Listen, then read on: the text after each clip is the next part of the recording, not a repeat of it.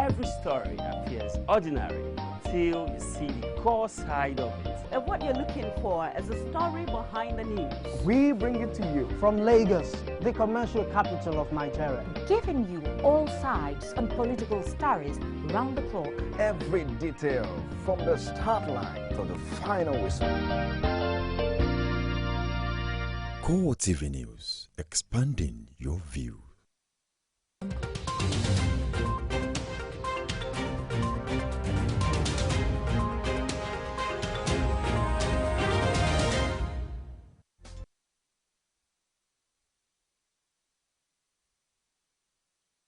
Hello and welcome to CoreTV Primetime News. I am Anoluwa Paolo-Fela. Here are our top stories tonight.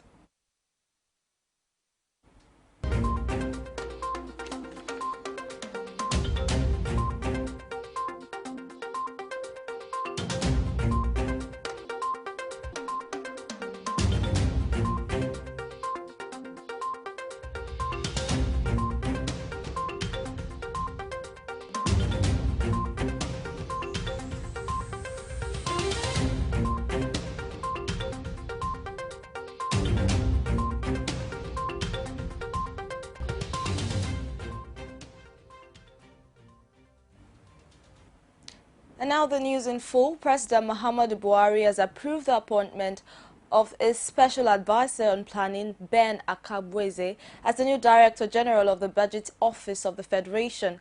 Akabweze takes over from Tijani Abdullahi, who will now serve as special advisor to the President on planning and will continue to work with the Minister of Budget and National Planning. Both Akabweze and Abdullahi joined the Ministry of Budget and National Planning in February 2016. Their redeployment is part of an ongoing exercise aimed at further repositioning in the ministry to effectively deliver on its core mandate. In the meantime, the school feeding program of the federal government has been launched by Acting President Yemi Osinbajo while launching the program at the old banquet hall of the presidential villa. Osinbajo says the initiative will not only boost agriculture but as well tackle the issue of unemployment in the country. The school feeding program is one of the major campaign promises Nigerians have been waiting upon the federal government to actualize. Flagging off the initiative after a year into the life of the administration is no doubt attracting mixed reactions from electorate. Speaking at launch of the school feeding program, the acting president maintains that the initiative is not only a strategy to boost agriculture but to also address the issue of unemployment in the country. As the Buhari administration fulfills another electoral promise, Nigerians say the impact of the school feeding program on the economy will go a long way to determine its significance. The school feeding program is one of the campaign promises Nigerians have been waiting upon the federal government to actualize. Flagging up the initiative after a year into the life of the administration is no doubt attracting mixed reactions from Nigerians. Speaking at the launch of the school feeding program, the acting president maintains that the initiative is not only a strategy to boost agriculture but also address the issue of unemployment in the country. We are here to formally present the national strategy on homegrown school feeding. 2, an important new book titled The Global School Feeding Society, Lessons from 14 Countries.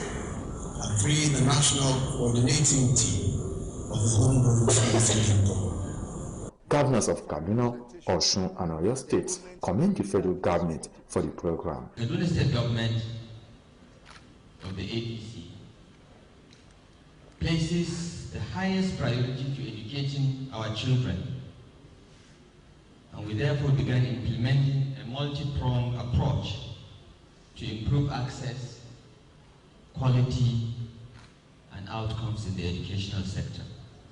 Our objectives are to improve the nutritional and health status of pupils, to ensure that pupils are dewathed regularly for healthy living, to enhance enrollment, retention, and completion of pupils in schools, and to reduce poverty and stimulate development of small and medium-scale enterprises. And Oyo State is going to effectively commence its own program starting next school session. So I think it's a commendable program, and it is to the credit of this administration, headed by our own President Muhammadu Buhari, to help improve and expand the social safety net of our people. As the Buhari administration fulfills another electoral promise, Nigerians are saying that the impact of the initiative on the economy will go a long way to determine its significance. From the presidential villa in Abuja, Abiola Oluwole reporting for CoreTV News. And now the federal government says strategic roads like the Ilorin-Jeba, Mokwa Road and the Lagos-Ibadan Expressway are getting the required attention from the contractors even when they have not been paid. This, according to the Minister of Power, Works and Housing, Babatunde Fashola, is due to the integrity and trust that exists between the government and contractors. The government also expresses its readiness and strong will to deliver on campaign promises. Correspondent Kozim Kasali has more in this report. After the 2015 elections and the swearing in of the Muhammadu Buhari-led administration, what is known as the Buhari Meter was launched by a coalition of civil society groups and activists. According to the director of the Center for Democracy and Development, monitor the 221 campaign promises of the All Progressives Congress and President Muhammadu Buhari. The platform provides an overview of these promises and actionable steps taken towards fulfilling them. Then again, the Buhari Meter does what we call the policy monitoring and the analysis. And this is intended to give informed opinion and also constructive feedback to the government.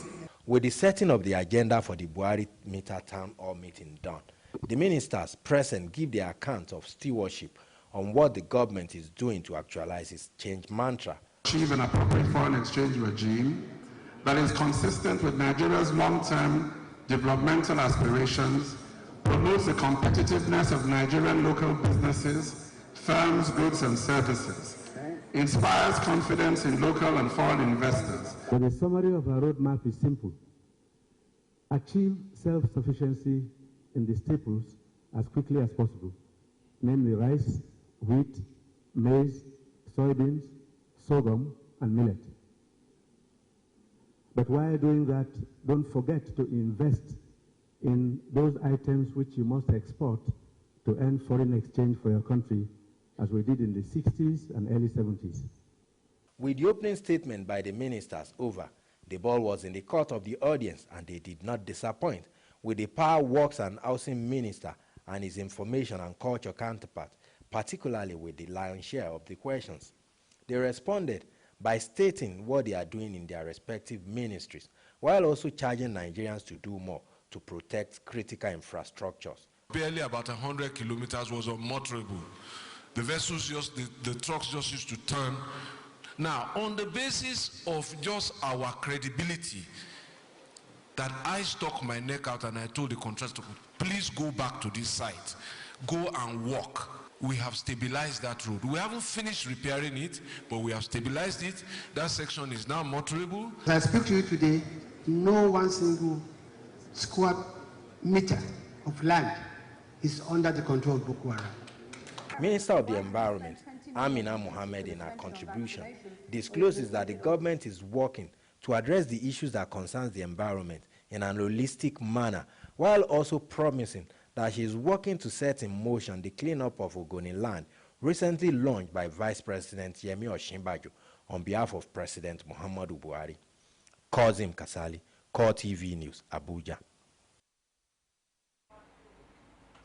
The Senate Wednesday assessed its performance over the last 1 year as the National Assembly celebrates the anniversary of its inauguration. President of the Senate, Bukola Saraki, says the 8th Assembly has indeed performed to its utmost best during the last 1 year, bringing laws that will better the lot of the Nigerian people. Meanwhile, it has also received a communication from the President asking approval for 45 career diplomatics as ambassadors. National Assembly correspondent will bring us that report later on the program. Moving on, a bill for an act to establish the Maritime University of Nigeria did not see the light of day as the day Senate plenary sponsored by James Manager from Delta State. The bill is seeking to establish university in Okorenkoko in Delta State for the purpose of reducing over-dependence on foreign institutions for maritime training. Although a groundbreaking has been done, the university still does not have any legislative backing, as reported by our correspondent Jamil Afegwa. The administration of former President Goodluck Jonathan, before exiting office, committed to establishing a university that will help train Nigerians on maritime courses to forestall the influx of foreign experts who come to take up the available jobs in that sector. This bill is a bold step towards not only addressing the educational backwardness of the people of the difficult Niger Delta terrain, but also for joining the league of countries like the United States of America. A noble idea, no doubt, but one that solicited response from members who feel that since there's already a maritime academy in Oron, Akwa Ibom State, government should either upgrade it or locate the university in another part of the country. The only need for the creation of a maritime university now can only be justified if it is located in Lokoja to take care of the hinterland, while the Maritime Academy in Oron will take care of the coastal land. This university, if it is about maritime, then certainly the Oron one will take care of it for the south. And as for the north, I believe it will be a good thing, a patriotic proposal by James Manager to see that he present these things to us. The 2016 appropriation bill has allocation for 6 universities of technologies in each of the geopolitical zones. So some members didn't see the need to be spending more money on the university. Why will this Oron, the Maritime University that is situated in a community that you have to take a boat for about 30 minutes to go to that area?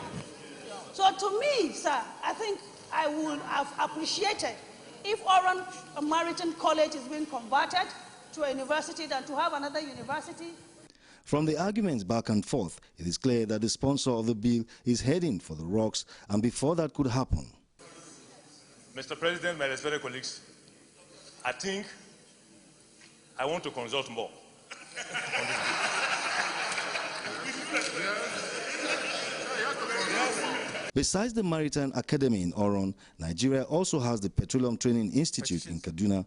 These two stereotyped institutes may not need rivals for now, but we definitely appreciate some level of infrastructural upgrade. Jamila Fegwa, CoreTV News, Abuja. Judges of the Federal High Court, Abuja, have been thrown into mourning following the death of their colleague, Justice Evo Chukwu, who died on Wednesday at the age of 51. A statement issued by the court's Chief Registrar, Emmanuel Gaku, in Abuja on Thursday says Justice Chukwu died after a brief illness. Judiciary correspondent Basil Okafo reports that lawyers are expressing shock and grief over the demise of the judge. The late Justice Chukwu was appointed a Federal High Court judge on March 3, 2008. And until his death, was presiding over some high-profile criminal and civil cases. Some of the cases include the ongoing trial of a former governor of Adamawa State, Murtala Nyaku, along with his son, Abdulaziz Nyaku, and others.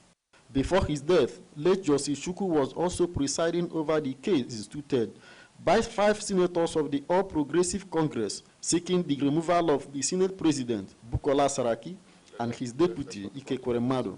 Eminent lawyers are expressing shock over the demise of Justice Chukwu, as they say it will be a great loss to Nigeria's judiciary. It shocked me more than yourself because I never expected his sudden demise. He's a young man, very active, very dedicated, very intelligent, always on his job. All we have to do now is to pray that his soul goes to the Almighty God. For us, the judiciary, and it's very sad when you see a young man with so much prospect ahead of him dying like that. We have no information of what has led to his death, so nature of his sickness, but it's, looking at his age, it's very, very painful. I feel very pained. I mean, young people should not be dying at the age of 52.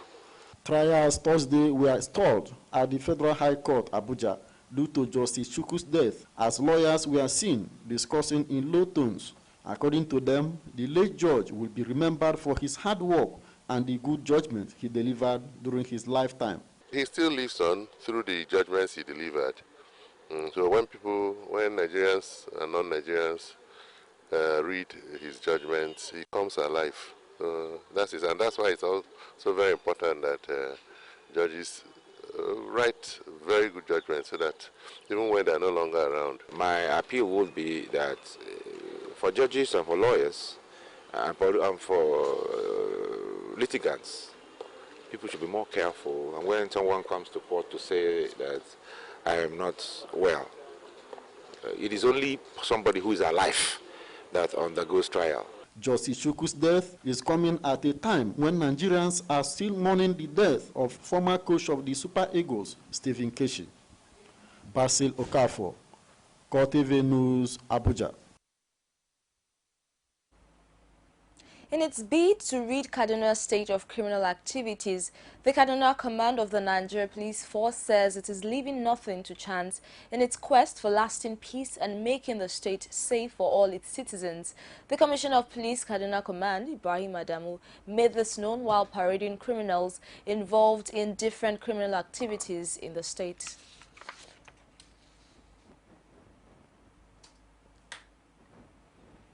Moving on, the Chief of Army Staff, Lieutenant General Toko Buratai, has expressed gratitude to the Inspector General of Police, Solomon Arase, for tracking and arresting the kidnappers and murderers of the late Colonel Samalai Inusa of the Nigerian Army. In a statement by Acting Director, Army Public Relations, Colonel Sani Usman, the Army Chief thanked Arase on behalf of the families of late Colonel Samalia Inusa officers and soldiers of the Nigerian Army for smashing the deadly kidnapping and armed robbery syndicate. The Chief of Army Staff appreciated the Inspector General of Police Intelligence Response Team and the Kaduna State Command Special Investigation Bureau operatives for their dedication to duty and professionalism that led to the arrest of the criminals. The Army boss also urged personnel of the Nigerian Army and Nigerian Police to continually work hard towards sustaining the excellent cooperation and synergy between them. Still ahead, stakeholders in the construction and housing subsectors send passionate plea to the federal government to recognize the potentials it has in indigenous technological advancement. Details after this break. Join us again. Every day, every hour, and every minute, news break in Nigeria. Things happen so fast, it's most times difficult to track and comprehend them. But that's what we do right here on Digit 360. 2015, would you want to come back again? It's like asking Jesus Christ if he knew he was going to die, will you want to come back as the savior of the world again? We do not just help you track the stories, we break them down, explore all the angles, analyze the issues so that you can fully comprehend the stories and use them to make the right decisions.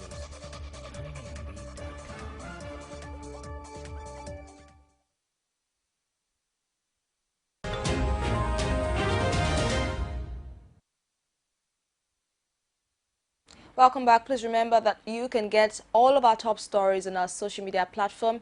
You can follow us on Facebook. That's facebook.com/CoreTV News.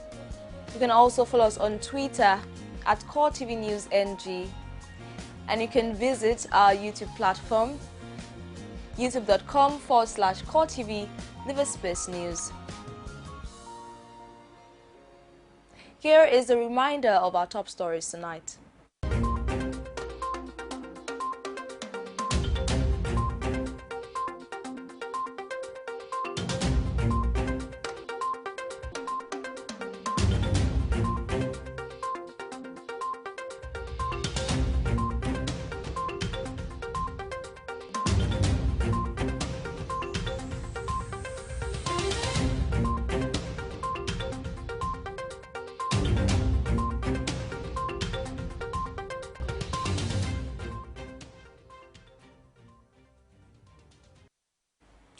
President Muhammadu Buhari has sent a list of 47 ambassadorial nominees to the Nigerian Senate for confirmation.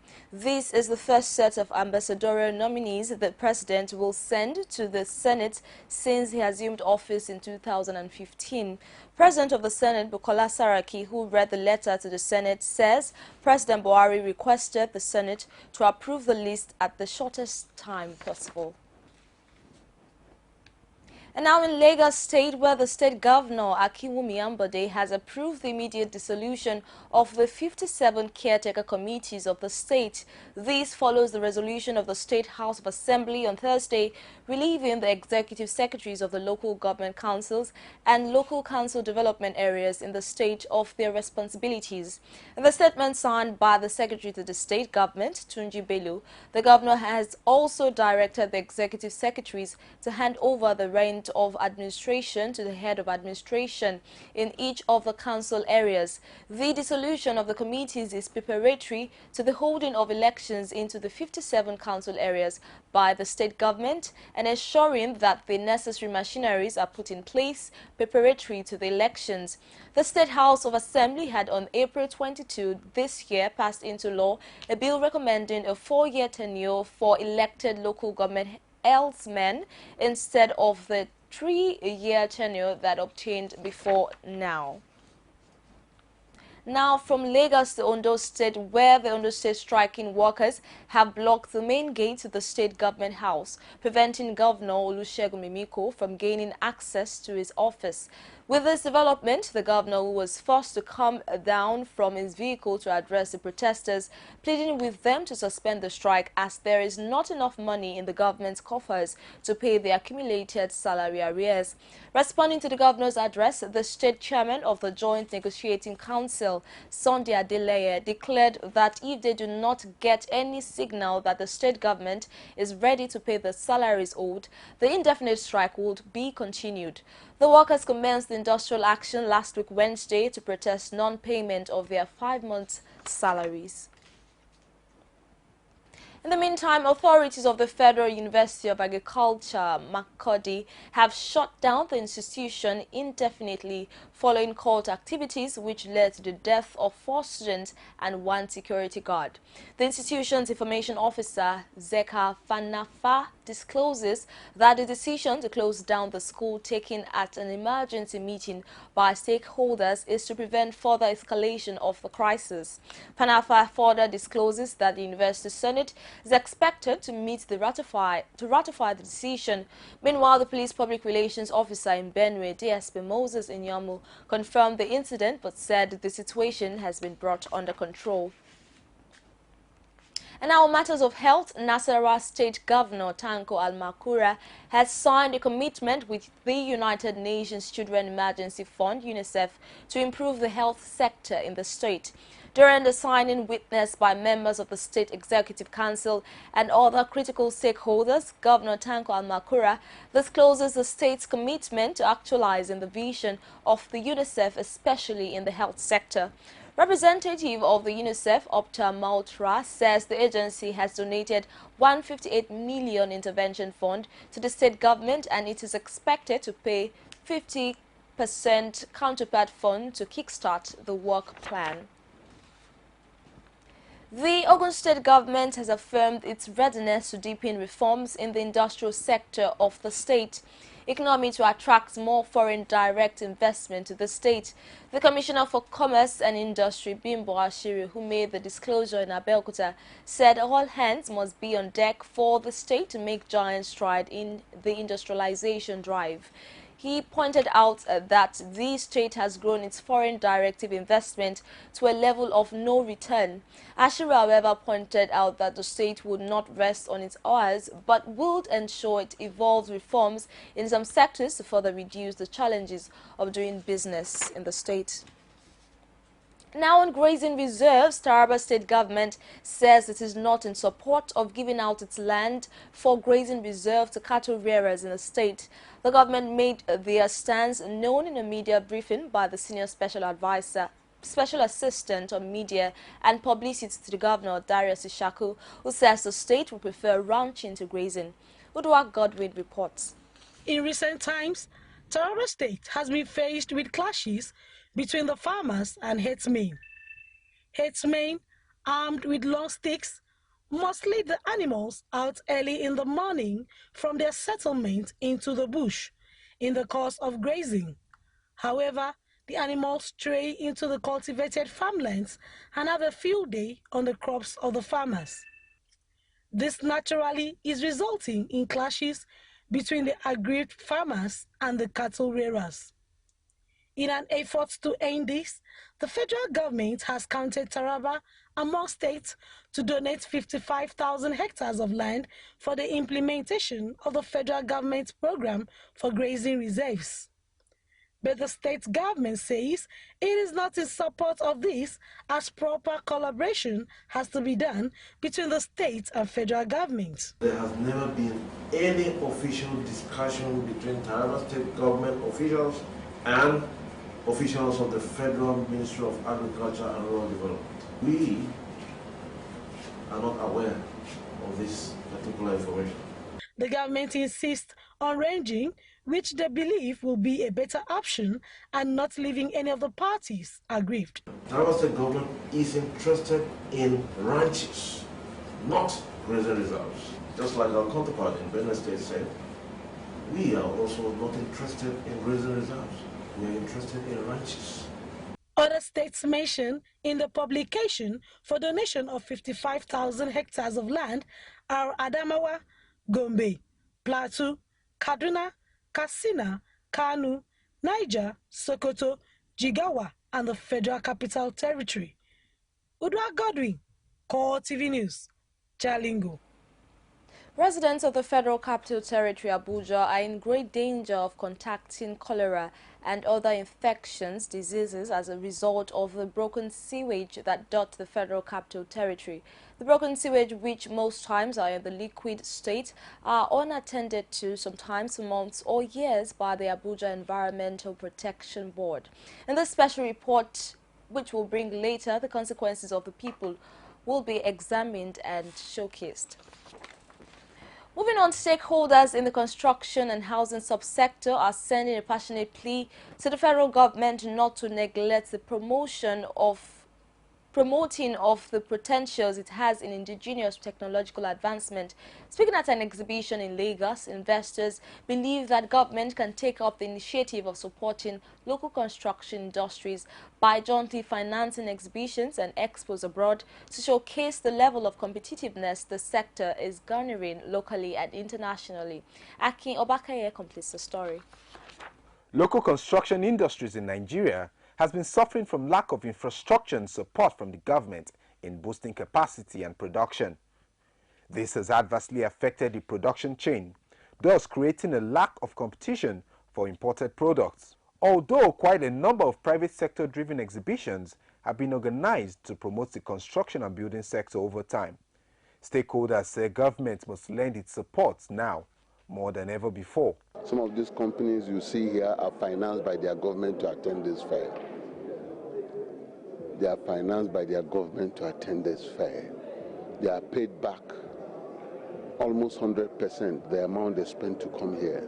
Furthermore, export-inclined exhibitors believe the government should set up projects that will encourage local industries. If the government can invest more in projects that would support local manufacturing, some raw materials in this country are yet to be harnessed by some people who are willing to go into that business. But over the years, manufacturers from Asia, Europe, and the Americas have taken advantage of the poor production output in the country by introducing their markets to end users in the country. Industry players believe that with a government-driven boost to local productions, the market monopoly for foreign products would definitely be broken. Yes, of course. If the Nigerian government began full support of the local industry, it will affect the international market in Nigeria. In the new quest for diversification, supporting local production of construction materials will be one sure way to contribute to the economy of the nation. Akin Obakeye, CoreTV News, Lagos. The pension scheme in Nigeria has over the years been riddled with lots of fraud, with the neglect of pensioners despite annual verification exercise they undergo. Movement for Transparency and Corruption Watch Nigeria, a civil society group, says the current administration of President Muhammadu Buhari must do all within its power to probe the pension scheme. Correspondent Anita Patrick has more in this report. National coordinator of the Movement for Transparency and Corruption Watch Nigeria says there is need for the government to look into other agencies of the nation for its fight against corruption, as it is endemic to the economy. Fraud and corruption were endemic, and the system had declined to a state of rot. Payments were slow, irregular, and manual, leading to error, and were performed by unmotivated and uncaring staffs. Highlighting the impact of PITAD in his speech, the coordinator says as a transparency group, they are demanding an investigation into the extra 800 persons as against the verified persons under the former Director General. That the pensioners currently under the payment of the present acting DG be investigated, because while Nelly Meshach was in charge, there were only 900 verified persons, but today they claim to be paying 1,700 pensioners. Where did the extra 800 persons comes from? Nigerian citizens are in a great dilemma, especially the youth, which is the reason why it has to clean up for a better future. Our faith as a Nigerian youth starts from sanitizing the youth itself. Because the rate of corruption and crimes in the society today starts from the youth as a result of unemployment. And if the issue of unemployment is being eradicated from the society, then I am seeing the youths being there. The group hopes that with a thorough investigation into PITAD's embattled Director General, it will guide against fraud of pensioners and the harrowing experience of non-payments. Anita Patrick, CoreTV News, Abuja. Lagos State Records and Archives Bureau, LASRAP, says record keeping and archives management is important in the fight against corruption and even in tackling security challenges in the country. Speaking at a symposium in Lagos organized in commemoration of International Archives Day, human rights lawyer Femi Falana believes the uprising witnessed in recent times is a result of improper record keeping and the loss of history by the present generation. Akin Obakeye completes the story.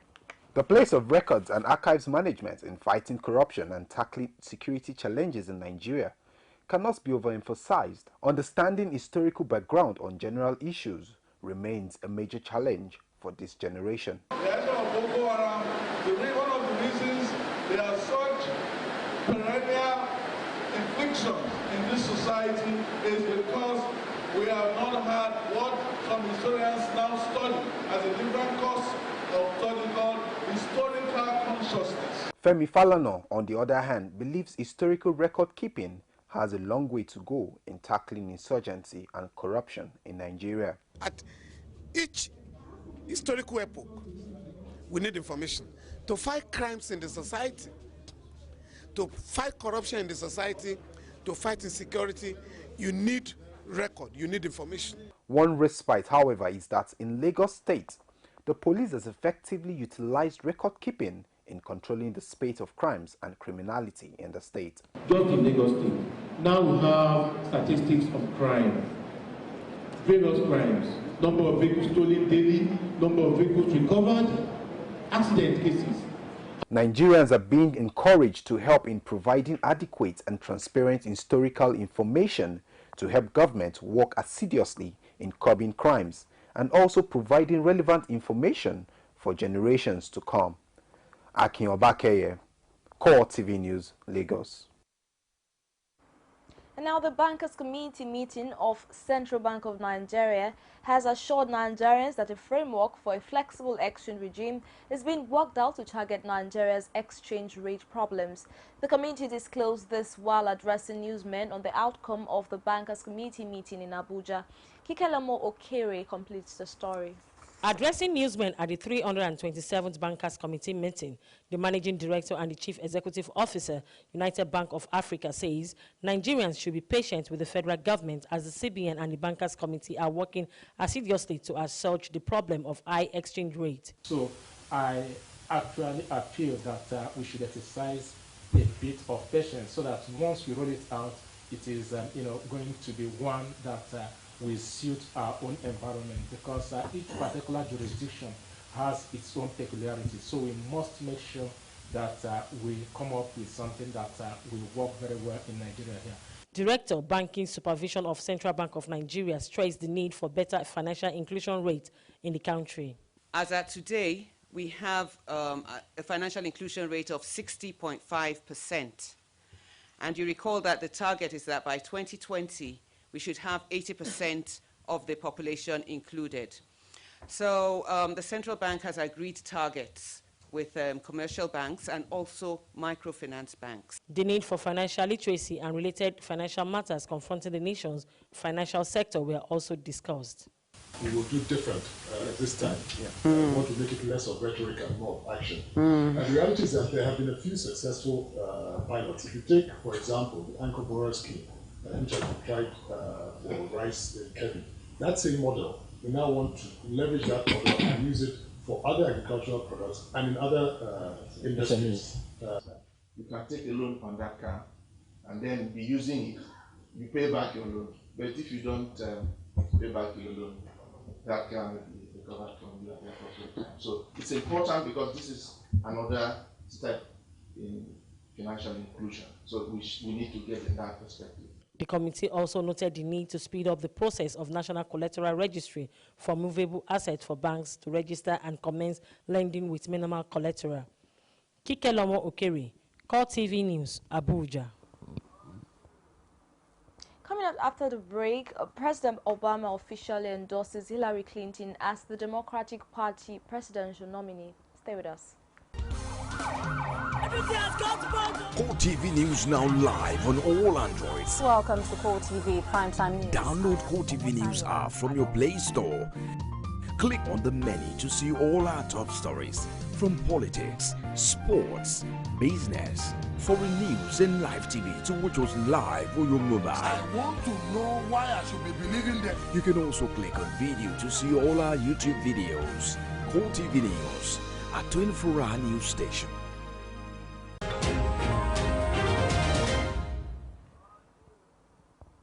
Welcome back. And now on the foreign scene, President Obama has officially endorsed Hillary Clinton as the Democratic Party presidential nominee. Speaking in a video tweeted out by Mrs. Clinton, Obama said she may be the most qualified person ever for the role of president. His endorsement came after meeting Vermont Bernie Sanders, who has been battling with Clinton for the nomination. Obama and Clinton ran against one another for the Democratic nomination in 2008, and Obama later made Clinton Secretary of State. Speaking to journalists following the endorsement, Clinton said Obama's endorsement means the world, adding that it is absolutely a joy and an honor that she and President Obama have over the years gone from fierce competitors to true friends.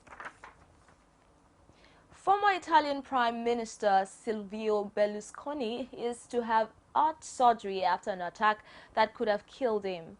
His doctor Alberto Sangrillo told journalists in Rome that the 79-year-old will undergo surgery by the middle of next week to replace a defective aortic valve. Berlusconi served as Prime Minister 4 times but has since been convicted of tax fraud and bribery. The former Prime Minister's political influence has waned since he left office in 2011.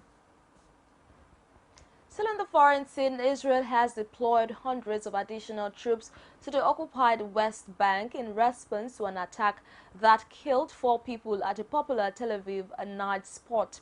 The Israeli military announces that it is deploying 2 additional battalions to the West Bank in accordance with situation assessments. The deployment, involving hundreds of troops, includes soldiers from infantry and special forces units.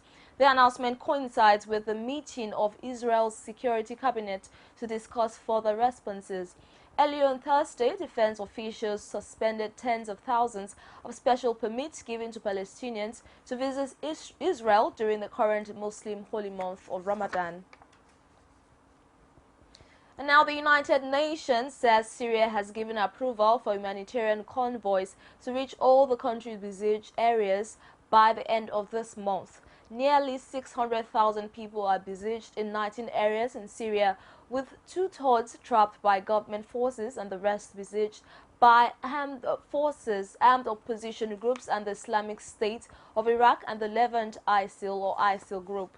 The UN envoy to Syria, Staffan de Mistura, pointed out that approval does not mean deliver, stressing out that Syria has given such approvals in the past before ultimately blocking convoys from disturbing life-saving supplies. The Syrian government has previously turned down 5 out of 34 requests in June to deliver aid to 19 besieged areas by land convoys. And now on Sport News. Power style, and that's what he delivered. Thousands of worshippers and fans of Muhammad Ali are attending a Muslim prayer service to honor the legendary boxer in the hometown of Louisville, Kentucky. A family spokesman says the two-day funeral was planned by Ali in the years before his death. While conducting the service, Imam Zaid Shakai Ali wanted the Muslim prayer service, known as a janazah, to be a teaching moment. American Muslims attending the service and watching on TV say they hope that the public prayers will help Americans to become more familiar with Islam and its practices. In 1964, Ali famously converted to Islam, changing his name from Cassius Clay, which he called his slave name. Ali first joined the Nation of Islam, a controversial black separatist movement, before later converting to mainstream Islam. Goalkeeper Joe Hart says England must be ruthless to succeed at Euro 2016, where he hopes to give a new generation of fans their own Euro 1996 moment. Raw Hotspur side, who won every game in qualifying, start their campaign on Saturday against Russia and Marseille. Hart says he fully believes in England's defensive options, despite criticism over a perceived lack of strength in depth. Who now has 59 caps for his country, was England's first choice keeper as they exited the 2014 World Cup at the group for the first time in 58 years. Midfielder Michael Carrick has signed a new one-year deal with Manchester United. The 34-year-old will extend his relationship with United past 10 years, with a new contract having arrived at Old Trafford from Tottenham in July 2006. Carrick has gone on to win 5 Premier Leagues titles, an FA Cup, 1 League Cup, a FIFA Club World Cup and a UEFA Champions League in his time as a United player. Moynihan, who made Valeria defender Eric Bailly his first signing on Wednesday, is happy to have an experienced head like Carrick as part of his squad. Before we go tonight, here is a recap of our major stories.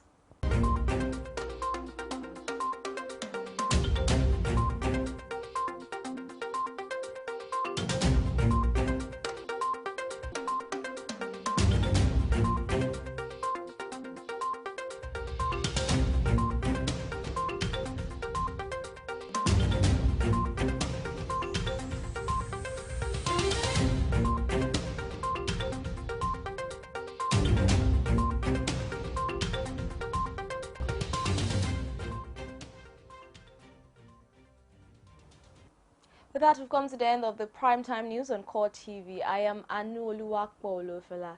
Thanks for staying with us.